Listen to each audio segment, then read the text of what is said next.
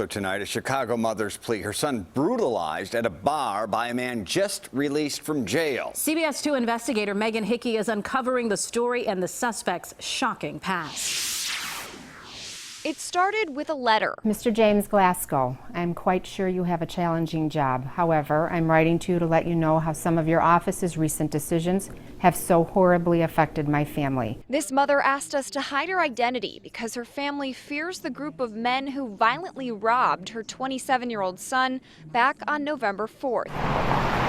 It happened here at the Town Tap Bar in Summit. He was severely beaten with glass bottles, chairs, and human hands. Here's video from the bar showing the aftermath. Savage hands. We had to blur the pools of blood and broken glass scattered across the floor. When her son refused to give up his wallet, a group of guys beat him up and took it anyway. 4 men were caught and charged with armed robbery. One of them, this guy, 21-year-old Eric Raya.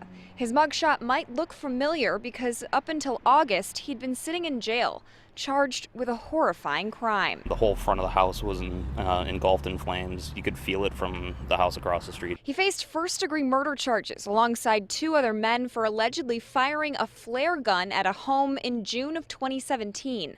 Police said they were targeting a rival gang member, but instead killed 2 women and an 11-month-old baby who were inside the house. But Raya was released from prison in August due to a plea deal in exchange for information on his co-defendants. And now it's touched my family. As she's caring for her injured son, Laceration in his head, broken facial bones. this mom questions the decision to let Raya go. He shouldn't have been out.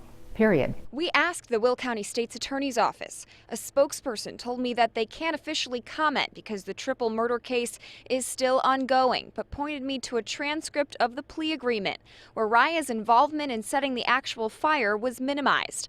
Prosecutors felt his testimony would greatly benefit the case. But Raya was on probation at the time of the bar fight, and the Will County State's Attorney's Office tells me it's revocable. So now they're reviewing it. Raya's probation isn't scheduled to end until February of 2022. The victim broke several bones in his face and will have to undergo surgery next week. His family says it will be a long road to recovery. Live in the newsroom, Megan Hickey, CBS 2 Investigators. Thank you, Megan.